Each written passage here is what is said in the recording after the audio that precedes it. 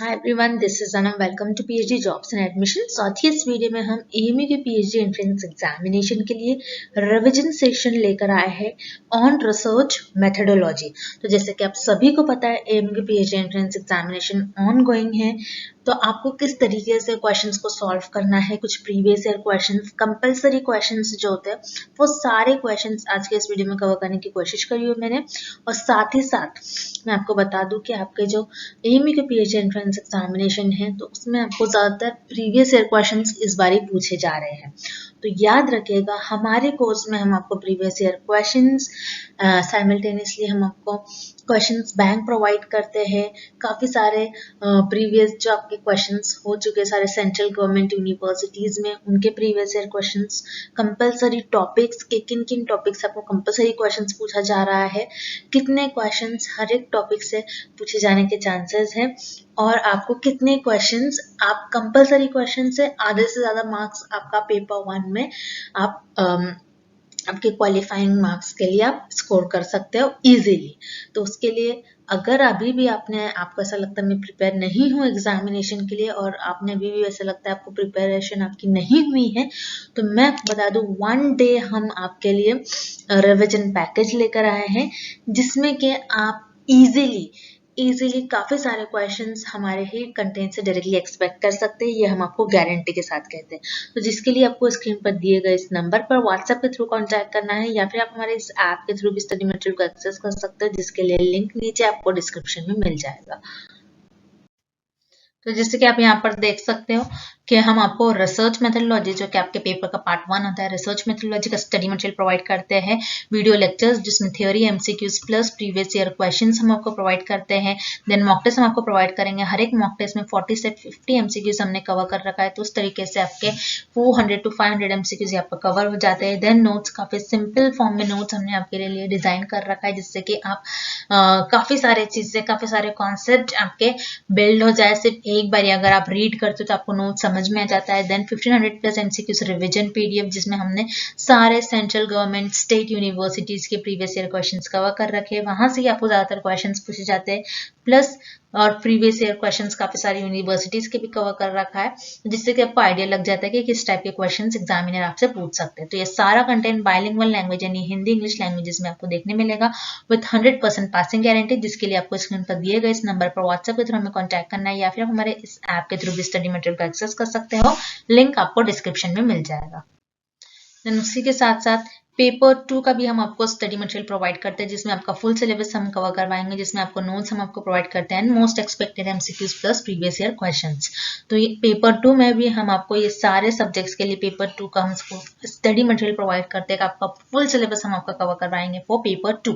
तो जिसके लिए आपको अगेन स्क्रीन पर दिए गए नंबर पर या फिर आप हमारे ऐप पर भी विजिट कर सकते हो पेपर 2 के भी स्टडी मटेरियल को एक्सेस करने के लिए, जिसमें आपको डेमो लेक्चर्स भी मिल जाता है। तो दैट्स इट। जल्द से जल्द हम आपके एमसीक्यूज की तरफ बढ़ते हैं। Essence of both basic and applied research lies in. इस क्वेश्चन में हमें यह फाइंड आउट करना है कि एसेंस मतलब इम्पोर्टेंस, हार्ट। बेसिक और अप्लाइड रिसर्च का हार्ट क्या होती है, इम्पोर्टेंस क्या होता है, वो किस चीज पर लाई करती है, हमें यह पता करना है। तो आपको पता होना चाहिए कि बेसिक और अप्लाइड रिसर्च, ये दोनों भी रिसर्च होती क्या है। बेसिक रिसर्च जिसे हम प्योर रिसर्च और फंडामेंटल रिसर्च भी कहते हैं। सो बेसिक रिसर्च में researcher new theories, new concept और न्यू आइडियाज को डेवलप करते हैं, ताकि वो अपनी नॉलेज को इंक्रीज कर सके, वो अपनी क्यूरियोसिटी को फुलफिल कर सके, इसीलिए बेसिक रिसर्च की जाती है। सो बेसिक रिसर्चर बेसिकली अपनी क्यूरियोसिटी को फुलफिल करने के लिए, अपनी नॉलेज को इंक्रीज करने के लिए, उनको जानना होता है कि पर्टिकुलर फिनोमेना क्यों अकर हो रहा है, उसके पीछे का रीजन जानना होता है, इसीलिए वो अपनी नॉलेज को इंक्रीज करते हैं बेसिक रिसर्च के थ्रू। सो बेसिक रिसर्च में basically researchers new theories, new concept और न्यू आइडियाज को डेवलप करते हैं। और अप्लाइड रिसर्च में रिसर्चर्स क्या करते हैं, जो बेसिक रिसर्च में रिसर्चर ने जो भी थ्योरीज डेवलप करी है, जो भी कॉन्सेप्ट, जो भी आइडियाज डेवलप करा है, उन्हीं के बेसिस पर उस थ्योरीज, कॉन्सेप्ट और आइडियाज के थ्रू जो प्रैक्टिकल लाइफ में प्रॉब्लम अकर होती है, उसको सॉल्व करने की कोशिश करते हैं। सो याद रखिए, अप्लाइड रिसर्च, अप्लाइड का मतलब होता है कि कोई चीजों को अप्लाई करना, रियल लाइफ में, प्रैक्टिकल लाइफ में अगर आपको ये कोई थ्योरी है उसका अप्लाई कर कर किसी प्रॉब्लम को सॉल्व कर रहे हो तो वो आपकी अप्लाइड रिसर्च कहलाती है। सो याद रखिए, अप्लाइड रिसर्च में आप कोई स्पेसिफिक और प्रैक्टिकल प्रॉब्लम को सॉल्व करते हो। सो आपको एग्जाम में अप्लाइड रिसर्च से भी रिलेटेड बहुत क्वेश्चंस पूछे जाते हैं कि अप्लाइड रिसर्च में बेसिकली रिसर्चर करते क्या है, किस लिए अप्लाइड रिसर्चर परफॉर्म करते हैं। सो याद रखिए, अप्लाइड रिसर्च जब भी आपको क्वेश्चन में कुछ वर्ड आता है अप्लाइड रिसर्च से रिलेटेड या फिर कुछ डेफिनेशन पूछी जाएगी एग्जाम में आपको अप्लाइड रिसर्च से रिलेटेड, तो आपको ये दो ही वर्ड याद रखने के, अप्लाइड रिसर्च में हम स्पेसिफिक और प्रैक्टिकल प्रॉब्लम को सॉल्व करते हैं। और बेसिक रिसर्च इसीलिए की जाती है ताकि researcher new theories, new concepts और न्यू आइडियाज को डेवलप कर सके ताकि वो अपनी नॉलेज को इंक्रीज कर सके। सो यहाँ पर जैसे आप देख रहे हो न्यू थ्योरीज, कॉन्सेप्ट और आइडियाज। थ्योरीज किस चीज पर प्रूफ होती है? साइंटिफिक मेथड्स के थ्रू। थ्योरीज कैसे बनती है? साइंटिफिक मेथड्स के थ्रू, जो रियलिटी में एग्जिस्ट करती है उसके पीछे कुछ ना कुछ रीजन होता है, उसके पीछे कुछ ना कुछ लॉजिक होता है, उसे हम कहते हैं साइंटिफिक मेथड। आपके जो मेथड्स होंगे, आप थ्योरीज को किस तरीके से जनरेट करते हो, मेथड्स अप्लाई कर साइंटिफिक मेथड्स होते हैं। उसी तरीके से कॉन्सेप्ट और आइडियाज, आपके जो आइडियाज होते हैं आप किसी भी तरीके से आइडियाज नहीं डेवलप करते हो बल्कि साइंटिफिक मेथड्स के थ्रू जाते हो। तो बेसिक और अप्लाइड रिसर्च में आप जो भी चीज करते हैं वो सारी साइंटिफिक मेथड्स पर बेस्ड होती है। सो बेसिक और अप्लाइड रिसर्च का मेन हार्ट होती है और बेसिक और अप्लाइड रिसर्च का मेन एम होता है कि वो साइंटिफिक मेथड्स के थ्रू हर चीज को डेवलप करे और किसी भी प्रॉब्लम को प्रैक्टिकली या फिर स्पेसिफिक प्रॉब्लम को सॉल्व करे। सो यहाँ पर आपका ऑप्शन भी करेक्ट हो जाएगा। अब जो इनकरेक्ट ऑप्शन है उन्हें भी हम एक बारी देख लेते हैं। Market orientation. मार्केट ओरिएंटेशन का मतलब होता है कि मार्केट से रिलेटेड कोई प्रॉब्लम है, मार्केट प्लेस हो गया कोई, उससे रिलेटेड ये रिसर्च नहीं की जाती है। सो यहाँ पर आपका ऑप्शन ए इनकरेक्ट हो जाएगा। उसी तरीके से option C performance monitoring research. किसी रिसर्च को मॉनिटर करने के लिए अप्लाइड और बेसिक रिसर्च नहीं की जाती है। अगेन आपको ऑप्शन सी रॉन्ग हो जाएगा। And option D is costing methods.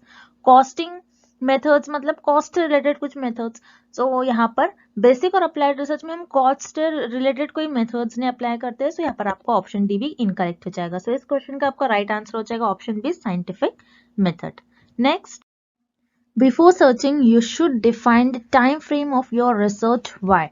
सो इस क्वेश्चन में हमें ये पता लगाना है कि अगर आप रिसर्च में आपकी कुछ चीजों को सर्च कर रहे हो, कुछ आर्टिकल्स को सर्च कर रहे हो, कुछ फेनोमेना के और कुछ प्रॉब्लम के बारे में, आप कोई टॉपिक है उसके बारे में अगर आप कोई कुछ सर्च कर रहे हो तो आप आपकी रिसर्च में टाइम फ्रेम डिसाइड करते हो। टाइम फ्रेम मतलब आप ये डिसाइड करते हो, जैसे फॉर एग्जांपल कि मैं 2 आवर्स में इस पर्टिकुलर टॉपिक के बारे में इंफॉर्मेशन कलेक्ट करने वाला हूँ या फिर कलेक्ट करने वाली हूँ, इस पर्टिकुलर फेनोमेना के बारे में, इस पर्टिकुलर आर्टिकल के बारे में मैं कुछ इंफॉर्मेशन सर्च करने वाली हूँ इस पर्टिकुलर टाइम के ड्यूरेशन में। सो आप ऐसा रिसर्च में डिसाइड करते हो। तो यहाँ पर हमें रीजन पूछ रहा है, आप ऐसा क्यों करते हो, उसके पीछे क्या रीजन होगा, हमें ये पता लगाना है। सो हम वन बाय वन सारे ऑप्शंस देख लेंगे और पता लगाएंगे कि इस क्वेश्चन का राइट ऑप्शन क्या होगा। So option A, so you don't find the library busy. So आप क्या कर रहे हो, रिसर्च में किसी भी चीज को फाइंड करने के लिए आपने टाइम डिसाइड कर लिया, तो आप इसलिए डिसाइड करते हो कि आपको लाइब्रेरी बिजी नहीं होंगी, इसीलिए नहीं है। तो ऑब्वियसली आपको ये रॉन्ग ही ऑप्शन दिख रहा है।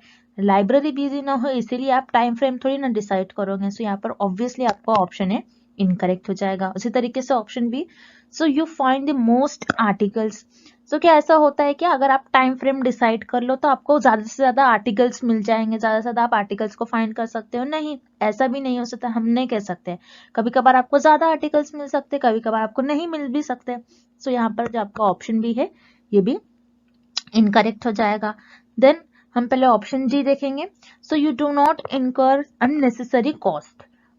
इनकर मतलब आप खर्च नहीं कर रहे हो ज्यादा अननेसेसरी मनी। इनकर का बेसिकली मतलब होता है मनी। आप ज्यादातर अननेसेसरी आप खर्च नहीं करोगे, बेमतलब का आप खर्च नहीं करोगे।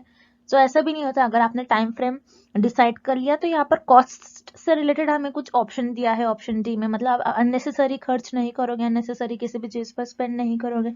ऐसा नहीं होता। अगर आप टाइम फ्रेम डिसाइड कर लो तो आपका पैसा बचेगा, ऐसा नहीं कह सकते हो आप। सो यहाँ पर आपका ऑप्शन डी भी इनकरेक्ट है। Then option C, so you work when you are most efficient. So yes, यहाँ पर आपका ऑप्शन सी करेक्ट हो जाएगा, क्योंकि अगर आपने टाइम डिसाइड कर लिया तो आप उस चीज पर बहुत फोकस रहकर आप उस चीज पर काम करोगे। जैसे फॉर एग्जांपल मैंने डिसाइड कर लिया कि मैं 2 आवर्स में मैं ये स्टडी करने वाली हूँ इस टॉपिक पर, तो मैं क्या करूंगी, 2 आवर्स प्रॉपर वो 2 आवर्स मैं स्टडी पर स्पेंड करूंगी और मैं देखूंगी कि किस तरीके से मुझे काम करना है।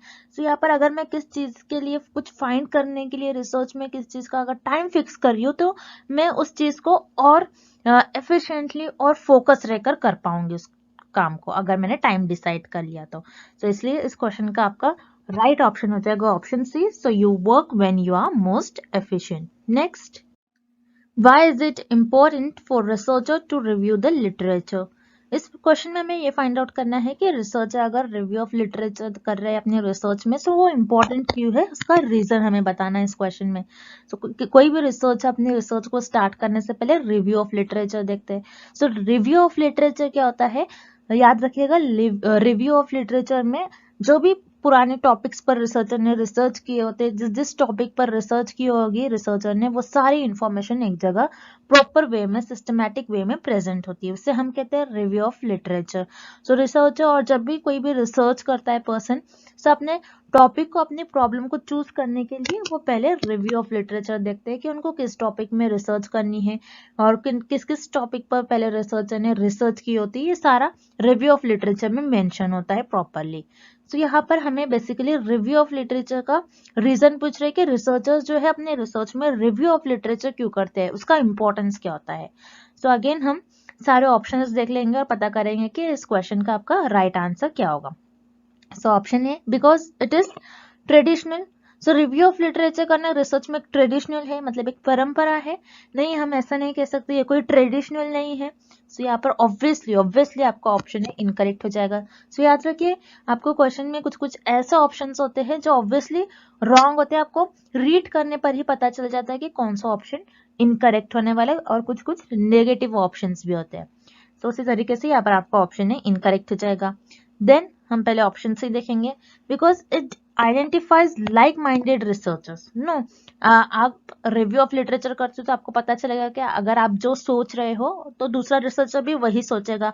कि आप किसी रिसर्चर की सोच बता पाओगे कि अगर आप रिव्यू लिटरेचर करोगे? नहीं, मतलब लाइक माइंडेड रिसर्चर का मतलब होता है सेम सोच रखने वाले रिसर्चर। नहीं, रिव्यू ऑफ लिटरेचर अगर आप कर रहे हो तो आपको सेम सोच रखने वाले रिसर्चर पता लग जाएंगे, ऐसा आप उनको आइडेंटिफाई करोगे, ऐसा हम नहीं कह सकते। ऑब्वियसली ये भी आपका ऑप्शन इनकरेक्ट हो जाएगा। उसी तरीके से option D, because it shows time has been spent on the subject. नहीं, अगर आप रिव्यू लिटरेचर करते हो तो उसमें ये टाइम नहीं मेंशन होता है कि उस सब्जेक्ट पर कितना टाइम स्पेंड किया गया। याद रखिएगा, रिव्यू लिटरेचर में आपको टाइम नहीं बताता है कि उस पर्टिकुलर सब्जेक्ट पर कितना टाइम लगा है, कितने टाइम में रिसर्च हुई है, ये सब नहीं बताया जाता है। सो यहाँ पर आपका ऑप्शन डी भी इनकरेक्ट हो जाएगा। सो इस क्वेश्चन का आपका राइट ऑप्शन हो जाएगा option B, because it will find if anyone has done the work before। so review of literature आप इसीलिए करते हो कि उस पर्टिकुलर टॉपिक पर जिस पर भी आप रिसर्च करना चाह रहे हो, सो उस टॉपिक पर पहले कितने रिसर्चर्स ने काम करे हैं, कितना काम हुआ है, किन किन लोगों ने उस पर काम करा है, ये आप बेसिकली ये पता लगाने के लिए आप रिव्यू लिटरेचर करते हो। और रिव्यू ऑफ लिटरेचर आप इसलिए भी करते हो ताकि आप देख सको कि किन किन टॉपिक्स पर गैप्स है, कौन से गैप्स प्रेजेंट है, सो आप उन गैप्स पर रिसर्च कर सको।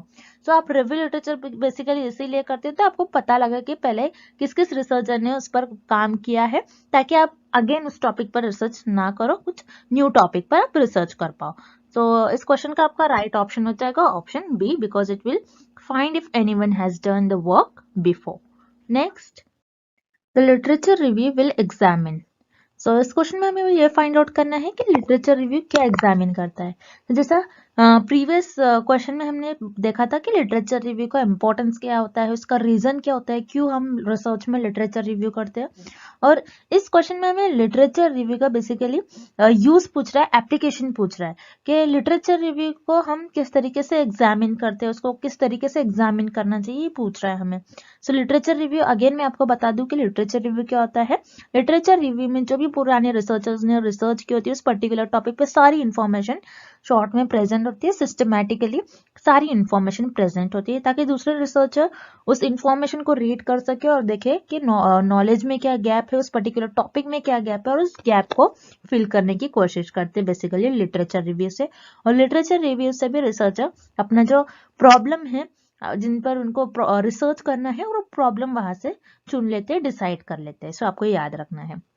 अब लिटरेचर रिव्यू में हम किस तरीके से एग्जामिन करते हैं, लिटरेचर रिव्यू में हम क्या एग्जामिन करते हैं, उस टॉपिक के बारे में क्या क्या हमें बताया जाता है लिटरेचर रिव्यू में, हम ये ऑप्शंस के थ्रू देखते हैं। So option B, C and D अगर आप देखते हो तो ऑप्शन बी में बता रहा है only facts, only one side of main argument और ओनली ओपिनियंस। मतलब कोई टॉपिक है, उस टॉपिक के बारे में लिटरेचर रिव्यू क्या सिर्फ मीन्स ओनली फैक्ट बताता है, या ओनली वन आर्ग्यूमेंट बताता है कि पर्टिकुलर टॉपिक पे जो मेन आर्ग्यूमेंट है उसका सिर्फ एक ही साइड बताता है, या फिर ओनली ओपिनियन बताता है। सो नहीं, बल्कि टॉपिक के ऑल एस्पेक्ट्स को आपका लिटरेचर रिव्यू एग्जामिन करता है। मतलब आपका पर्टिकुलर मान लीजिए कोई टॉपिक है, उस टॉपिक का फैक्ट्स मतलब वो रियलिटी में एग्जिस्ट कर रही है फिर नहीं, किस तरीके से वो रियलिटी में एग्जिस्ट कर रही है, फैक्ट्स क्या है, उसके पीछे लॉजिक क्या है, वो हमें उस टॉपिक के बारे में बताया होता है, उससे हम एग्जामिन कर सकते हैं। फैक्ट्स क्या होते हैं, अगेन जो रियलिटी में एग्जिस्ट करे, जो इमेजिनेशन के बेसिस पर ना हो। सो याद रखिएगा, रिसर्च उन्हीं चीजों पर करी जाती है जो रियलिटी में एग्जिस्ट करे, ना कि जो इमेजिनेशन पर बेस्ड जो हम सोचते हैं, हमारी सोच पर नहीं हो, जो रियलिटी में एग्जिस्ट करती हो उस पर रिसर्च की जाती है। तो उसी तरीके से main argument of one side, मतलब कोई आर्ग्यूमेंट है, कोई रिसर्चर आर्ग्यूमेंट कर रहे हैं, मान लीजिए कोई पर्टिकुलर टॉपिक है, मैं बोलूंगी कि उसका जो फर्स्ट मेथड है वो सही है, लेकिन दूसरे रिसर्चर जो रहेंगे वो बोलेंगे नहीं सेकेंड मेथड सही है। ओके, सो अगर मैं बोल रही हूँ फर्स्ट मेथड सही है, तो उसके पीछे मैं हर एक रीजन देखूंगी कि किस तरीके से वो फर्स्ट मेथड उनको क्यों सही लग रहा है, उसके पीछे रीजन क्या है, क्या होगा कि फर्स्ट मेथड अप्लाई कर कर उससे हमें क्या बेनिफिट्स मिलेंगे। अगर दूसरे रिसर्चर बोल रहे नहीं सेकेंड मेथड उनको सही लग रहा है, तो सेकेंड मेथड्स का क्या होगा, उसके पीछे जो जो लॉजिक होंगे, उनके रीजंस होंगे, वो सारे हम पता करेंगे। ऐसा नहीं कि अगर ये फर्स्ट मेथड बोल रहे तो हम मान लेंगे कि हाँ फर्स्ट मेथड सही है, उसको एक ही साइड से नहीं देखेंगे, आर्गुमेंट को हर एक तरफ से देखेंगे, उसका बेनिफिट क्या होगा, उसको करने से हम किस तरीके से उसको हर यूज कर सकते हैं, यूज हो रहा है फिर नहीं उसका प्रैक्टिकल लाइफ में, उस तरीके से सारे उसके एक साइड नहीं बल्कि हर एक साइड से उसका हर एक ओपिनियन हर एक साइड से उसका देखेंगे कि इसका बेनिफिट क्या हो रहा है उस पर्टिकुलर मेथड का। So only one side of main argument ये भी नहीं बताता है।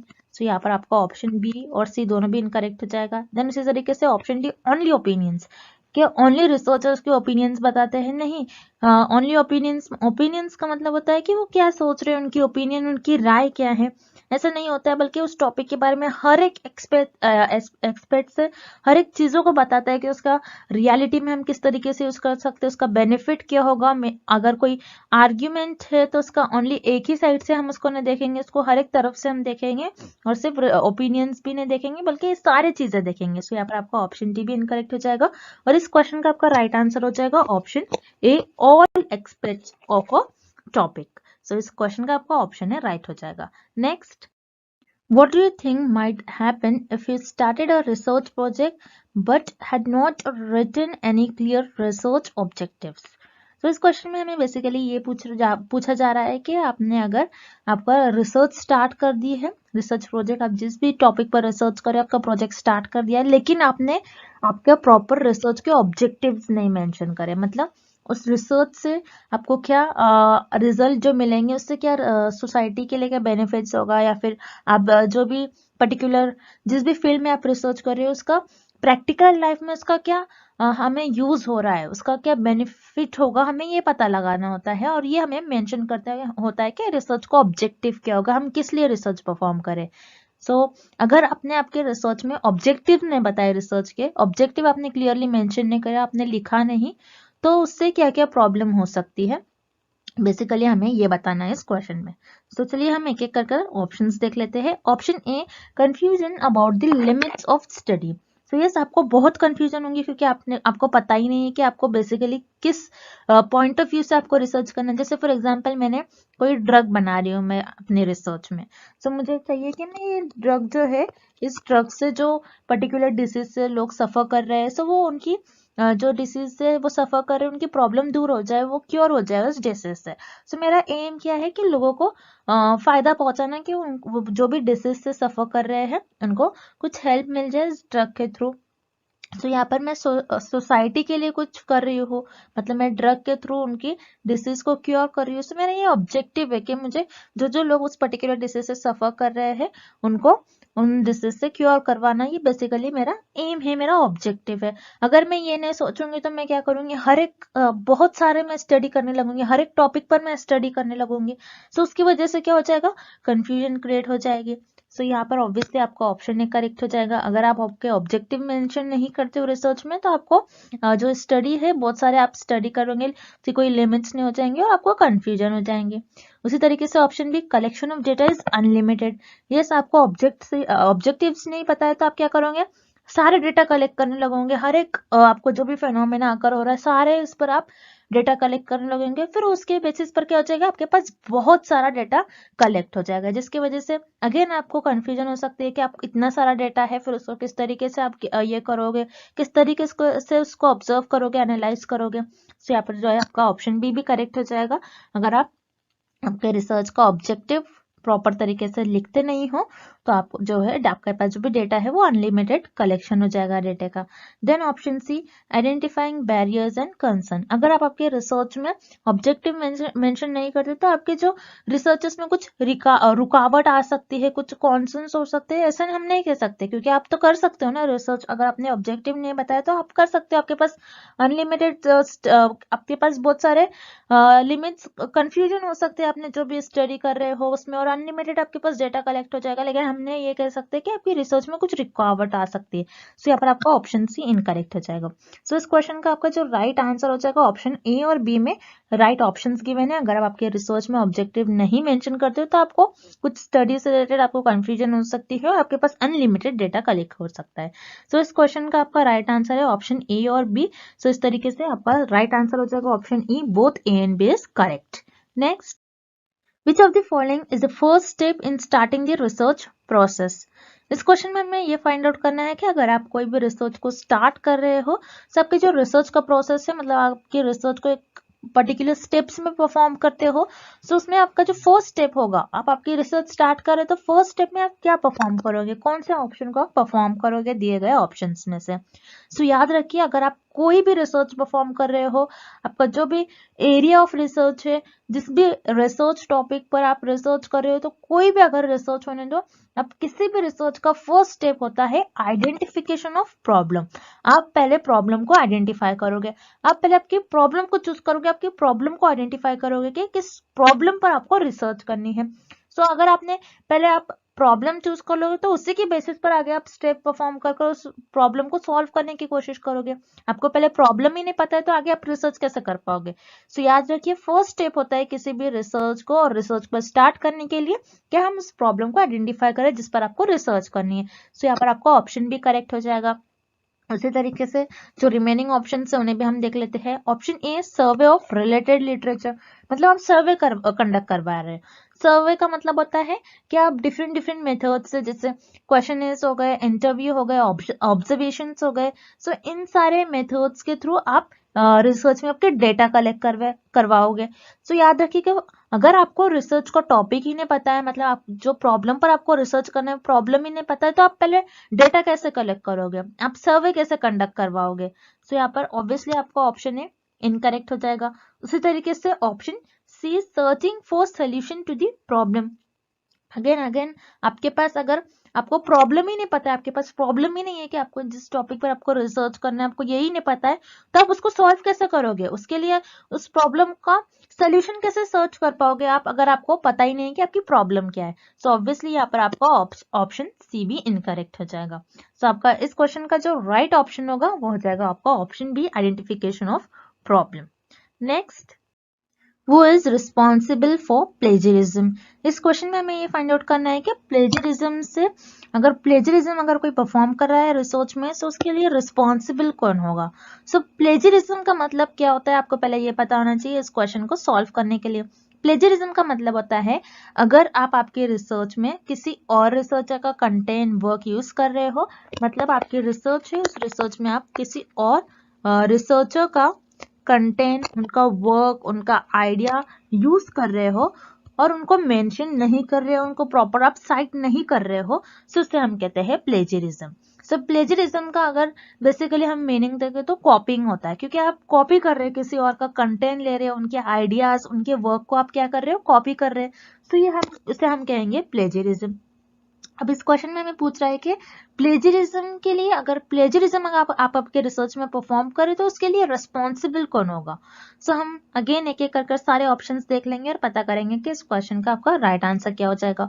Option A lecturers and supervisors, मतलब आपके रिसर्च में प्लेजरिज्म आप परफॉर्म कर रहे हो तो लेक्चरर्स एंड सुपरवाइजर्स रिस्पॉन्सिबल होंगे। नहीं, क्योंकि लेक्चरर्स तो लेक्चर लेते हैं, सुपरवाइजर ऑब्वियसली ये रिसर्च नहीं परफॉर्म कर रहे तो ये प्लेजरिज्म कैसे परफॉर्म करेंगे। तो यहाँ पर आपका ऑप्शन ए इनकरेक्ट हो जाएगा। उसी तरीके से ऑप्शन बी द पार्टिसिपेंट्स, मतलब आप आपके रिसर्च में जो पार्टिसिपेंट्स होते हैं जिनके थ्रू आप डेटा कलेक्ट करोगे उनको हम कहते हैं पार्टिसिपेंट्स। तो पार्टिसिपेंट्स प्लेजरिज्म के लिए रिस्पॉन्सिबल नहीं होते हैं। तो यहाँ पर आपका ऑप्शन बी भी इनकरेक्ट हो जाएगा। उसी तरीके से ऑप्शन डी इंस्टीट्यूशन, इंस्टीट्यूशन मतलब जिस इंस्टीट्यूशन से आप रिसर्च कर रहे हो, जिसने आपको फंड प्रोवाइड किए हैं, सो बेसिकली उन्हें हम कहते हैं इंस्टीट्यूशंस। सो इंस्टीट्यूशंस जो होते हैं रिसर्च में वो भी प्लेजरिज्म के लिए रिस्पॉन्सिबल नहीं होते हैं। तो यहाँ पर आपका ऑप्शन डी भी इनकरेक्ट हो जाएगा। सो इस क्वेश्चन का आपका राइट ऑप्शन हो जाएगा ऑप्शन सी द रिसर्चर, मतलब जो रिसर्च परफॉर्म कर रहे हैं उनसे प्लेजरिज्म हो सकता है, वो प्लेजरिज्म के लिए रिस्पॉन्सिबल हो सकते हैं। मान लीजिए मैं रिसर्चर हूँ, रिसर्चर कौन होते हैं, जो रिसर्च करते हैं। मैं रिसर्च कर रही हूँ और मैंने अपने रिसर्च में किसी और रिसर्चर का मैंने अपने क्या कर ली, वर्क ले ली, और मैंने उस रिसर्चर का प्रॉपर नेम मेंशन नहीं करा। तो ये क्या किया मैंने, यहाँ पर कॉपी कर लिया, बेसिकली उनका वर्क मैंने चुरा लिया, तो उसे हम कहते हैं कॉपिंग। सो प्लेजरिज्म का बेसिकली मतलब होता है कॉपिंग, मतलब आप आपके रिसर्च में किसी और रिसर्चर का वर्क यूज कर रहे हो और उनको साइट नहीं कर रहे, तो हम ये कहेंगे कि आपने प्लेजरिज्म परफॉर्म किया। और प्लेजरिज्म के लिए जो रिस्पॉन्सिबल होता है वो होता है आपके रिसर्चर, यानी आप खुद जो रिसर्च परफॉर्म करते हैं। सो इस क्वेश्चन का आपका राइट ऑप्शन हो जाएगा option see the researcher. Next, research based on experiment and observation is called. इस क्वेश्चन में हमें फाइंड आउट करना है कि ऐसी रिसर्च जो एक्सपेरिमेंट एंड ऑब्जर्वेशंस पर बेस्ड होती है उस रिसर्च को हम क्या कहते हैं। तो याद रखिएगा, ऐसी रिसर्च जिसमें रिसर्चर एक्सपेरिमेंट परफॉर्म करते हैं और रिसर्चर अपने ऑब्जर्वेशंस और एक्सपीरियंस की बेसिस पर रिसर्च परफॉर्म करते हैं, उस रिसर्च को हम कहते हैं एम्पायरिकल रिसर्च। तो याद रखिएगा, एम्पायरिकल रिसर्च वो रिसर्च होती है जिसमें रिसर्चर एक्सपेरिमेंट परफॉर्म करते हैं, चीजों को टेस्ट करते हैं, एंड देन ऑब्जर्वेशन, उनके ऑब्जर्वेशन के, उनके एक्सपीरियंस के बेसिस पर रिसर्च परफॉर्म करते हैं, उसे हम कहते हैं एम्पायरिकल रिसर्च। सो यहाँ पर आपका ऑप्शन डी करेक्ट हो जाएगा। देन हम रिमेनिंग ऑप्शंस भी देख लेते हैं। Option a clinical research, clinical research क्या होती है, क्लिनिकल रिसर्च में पीपल के हेल्थ या फिर इलनेस के बारे में रिसर्चर स्टडी करते हैं। तो क्लिनिकल रिसर्च तो इस क्वेश्चन का करेक्ट ऑप्शन नहीं होगा, बिकॉज क्लिनिकल रिसर्च में रिसर्चर ऑब्जर्वेशन और उनके एक्सपीरियंस को आगे नहीं रख सकते। तो यहाँ पर आपका ऑप्शन इनकरेक्ट हो जाएगा। Then option B experimental research, experimental research में रिसर्चर क्या करते हैं, बेसिकली हाइपोथेसिस को टेस्ट करते हैं।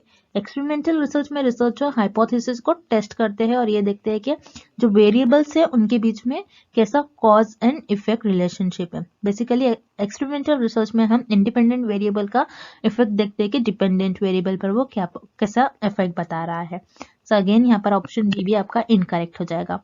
Then option C laboratory research, laboratory research क्या होती है, ऐसी रिसर्च जो सिर्फ और सिर्फ लैब्स में परफॉर्म की जाती है, उसे हम कहते हैं लेबोरेटरी रिसर्च। सो यहाँ पर आपका ऑप्शन सी भी इनकरेक्ट हो जाएगा।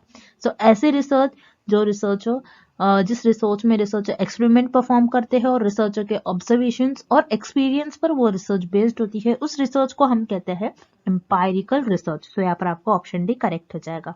Next, the kurtosis of any univariate normal distribution is. इस क्वेश्चन में हमें फाइंड आउट करना है कि अगर आपका जो डिस्ट्रीब्यूशन है वो नॉर्मल हो तो उस केस में आपकी कर्टोसिस की क्या वैल्यू होगी। सो नॉर्मल डिस्ट्रीब्यूशन मतलब आपका डिस्ट्रीब्यूशन कुछ इस तरीके से हो, उसे हम कहते हैं नॉर्मल डिस्ट्रीब्यूशन। अगर आपका नॉर्मल डिस्ट्रीब्यूशन है जिसे हम मेसोकॉर्टिक भी कहते हैं, उस केस में आपकी कर्टोसिस जिसे हम बीटा 2 से डिनोट करते हैं, उसकी वैल्यू हो जाती है आपकी 3 इक्वल टू 3। याद रखिएगा जब भी आपका डिस्ट्रीब्यूशन नॉर्मल हो मतलब कुछ इस तरीके से हो, अगर आपका डिस्ट्रीब्यूशन मेसोकॉर्टिक हो उस केस में आपके कर्टोसिस यानी बीटा 2 की वैल्यू 3 हो जाती है। देन हम रिमेनिंग कर्टोसिस के बारे में देख लेते हैं, जैसे लेप्टोकॉर्टिक को हम पॉजिटिव कर्टोसिस भी कहते हैं। पॉजिटिव कर्टोसिस की वैल्यू और लेप्टोकॉर्टिक की वैल्यू हमेशा ग्रेटर देन 3 होती है, याद रखिएगा। लेप्टोकॉर्टिक जिसे हम पॉजिटिव कर्टोसिस भी कहते हैं, उसकी वैल्यू 3 से ग्रेटर होती है। एंड प्लेटिकर्टिक की वैल्यू हमेशा 3 से लेस होती है और मेसोकॉर्टिक की इक्वल टू 3 होती है। प्लेटिकर्टिक जिसे हम नेगेटिव कर्टोसिस भी कहते हैं, याद रखिएगा। पॉजिटिव कर्टोसिस की 3 से ग्रेटर देन वैल्यू, 3 से ज्यादा वैल्यू होती है आपकी पॉजिटिव कर्टोसिस की, जिसे हम लेप्टोकॉर्टिक भी कहते हैं। नेगेटिव कर्टोसिस जिसे हम प्लेटिकर्टिक भी कहते हैं, उसकी वैल्यू 3 से कम होती है, लेस देन 3 होती है। एंड मेसोकॉर्टिक जिसे हम नॉर्मल डिस्ट्रीब्यूशन भी कहते हैं, उसकी वैल्यू उसकी कर्टोसिस की वैल्यू, इस केस में अगर आपका मेसोकॉर्टिक यानी आपका जो डिस्ट्रीब्यूशन है वो नॉर्मल हो तो उस केस में आपकी कर्टोसिस की वैल्यू इक्वल टू 3 हो जाती है। So for this question option be here is the right answer 3। Next, how do you prepare for presentation. इस क्वेश्चन में हमें ये फाइंड आउट करना है कि अगर आप प्रेजेंटेशन दे रहे हो तो आप प्रेजेंटेशन के लिए कैसे प्रिपेयर करना चाहिए और आप कैसे प्रिपेयर करोगे। सो हम एक एक करके सारे ऑप्शंस देख लेते हैं और फाइंड आउट करते हैं कि इस क्वेश्चन का राइट आंसर क्या होगा। Option E, writing main argument और कंक्लूजन। यस, मतलब आप आपके आर्ग्यूमेंट्स को लिखोगे। मेन आर्ग्यूमेंट्स मीन्स डिस्कशन, आप किस किस टॉपिक पर आपको डिस्कशन करना है, आपके आर्ग्यूमेंट्स क्या है, और कंक्लूजन मतलब एंडिंग, कि किस तरीके से आप एंड करोगे, सारी चीजें आप लिख लोगे। सो यस, यहाँ पर आपका ऑप्शन ए करेक्ट हो जाएगा। जब भी आप प्रेजेंटेशन देते हो तो आप किस किस टॉपिक पर डिस्कशन करने वाले हो वो सारा लिख लेते हो और आप आपके कंक्लूजन भी लिख लेते हो, ending. Then option B, writing the main points as headings. Yes, आप मेन पॉइंट लिख लेते हो, जैसे आपने हेडिंग लिख लिया कि मैंने इस टॉपिक पर, इस पर्टिकुलर टॉपिक पर, इस टॉपिक पर मैं कुछ डिस्कशन करने वाला हो, करने वाली हो। सो आप यहाँ पर टॉपिक्स लिख लेते हो, मेन हेडिंग लिख लेते हो और उसको याद रखते हुए, उसको देखते हुए आप उस पर्टिकुलर टॉपिक पर डिस्कशन करते हो। सो यहाँ पर आपका ऑप्शन बी भी करेक्ट हो जाएगा। उसी तरीके से option C, timing the presentation and discuss the main issue by clear opening and closing line remarks। मतलब आपका जब भी आप प्रेजेंटेशन देते हो आप एक टाइम डिसाइड कर लेते हो कि मैं इतने टाइम में अपना प्रेजेंटेशन देने वाला हूँ या फिर देने वाली हूँ। सो आप जब आपका प्रेजेंटेशन देते हो तो आप आपके प्रेजेंटेशन की ओपनिंग, मतलब आप बताते हो कि आपने, जैसे फॉर एग्जांपल मैंने इस पर्टिकुलर प्रॉब्लम पर काम करा है तो मैं उसकी ओपनिंग बताऊंगी अच्छी तरीके से कि मैंने इस टॉपिक पर काम करा है और ये आपके आर्ग्यूमेंट्स होंगे, आप इस तरीके से इसको डिस्कस करोगे, आप मेथड्स बताओगे और उसकी जो क्लोजिंग होंगी, मतलब जो एंडिंग होंगी, जो आपका कंक्लूजन होगा, उससे जो आपको रिजल्ट्स मिल रहे हैं आप उसको क्लियरली बताओगे ताकि आपका जो प्रेजेंटेशन है वो अच्छी तरीके से लोगों को समझ में आ जाए। सो यहाँ पर आपको ऑप्शन सी भी करेक्ट हो जाएगा। सो यहाँ पर जैसे आप देख रहे हो, अगर आप प्रेजेंटेशन देते हो तो आप मेन हेडिंग्स लिख लेते हो जिसके बारे में आपको आर्ग्यूमेंट्स करना है, आप जिसके बारे में आपको डिस्कस करना है, और आर्ग्यूमेंट्स और कंक्लूजन भी आप लिख लेते हो, मतलब आपको किस तरीके से आप डिस्कस करने वाले हो, किन किन टॉपिक्स को लेकर आप डिस्कस करने वाले हो, एंडिंग किस तरीके से होने वाली है आपकी, और आपके प्रेजेंटेशन का टाइम डिसाइड कर लेते हो कि मैं इतने ही टाइम में अपना प्रेजेंटेशन स्टार्ट करूंगा और फिनिश कर दूंगा। एंड आपके जो प्रेजेंटेशन की ओपनिंग है एंड क्लोजिंग है इसको एक अच्छी तरीके से क्लियरली बताओगे ताकि आपके जो ऑडियंस है उनको समझ में आ जाए। सो इस क्वेश्चन का आंसर जो होगा आपका ऑप्शन डी हो जाएगा, all the above, because all the option A, B and C ये तीनों भी आपके ऑप्शंस राइट है, इसलिए आपका ऑप्शन बी करेक्ट हो जाएगा। And thank you for watching this video.